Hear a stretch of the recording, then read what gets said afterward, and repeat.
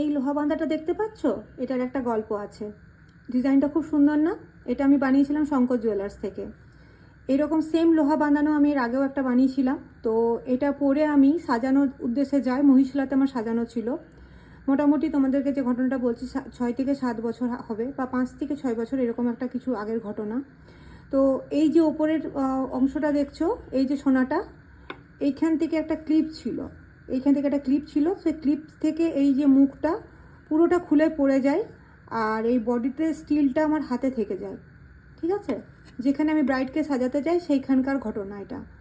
তো ভেবে নাও তারপর আমার কি মানে মানসিক অবস্থা হতে পারে। আমি সাজিয়ে বেরিয়ে গেছি, তারপর দেখছি আমার হাতে শুধু এই স্টিলটুকু আছে, আর এই সোনাটা নেই। এই ওপর থেকে সোনাটা পুরো খুলে পড়ে গেছে। আমি সাথে সাথে রিটার্ন যাই ব্রাইডের বাড়িতে, কিন্তু ব্রাইডরা পুরোপুরি অস্বীকার করে, ওদের বাড়ির লোকজনও অস্বীকার করে। উপরন্তু ওরা বলে যে সাজানো ভালো হয়নি, আর রিসেপশনে সাজানো ক্যান্সেল করে দেয় ওরা।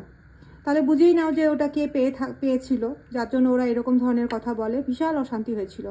তো আমি সাধারণত ফেসবুকে এই ধরনের কিছু কথা বলি না, কিন্তু আজকে হঠাৎ করে এটা দেখতে দেখতে আমার মনে পড়ে গেল, তাই তোমাদের সামনে এই ঘটনাটা শেয়ার করলাম আমি। এটা আমার জীবনে একটা খুব বড় দুর্যোগ বলতে পারো। তখন থেকে আমি ব্রাইড করতে গেলে কোনো রকম গয়না গায়ের মধ্যে পড়ে যায় না, সবসময় আমি সিম্পল যেতেই ভালোবাসি।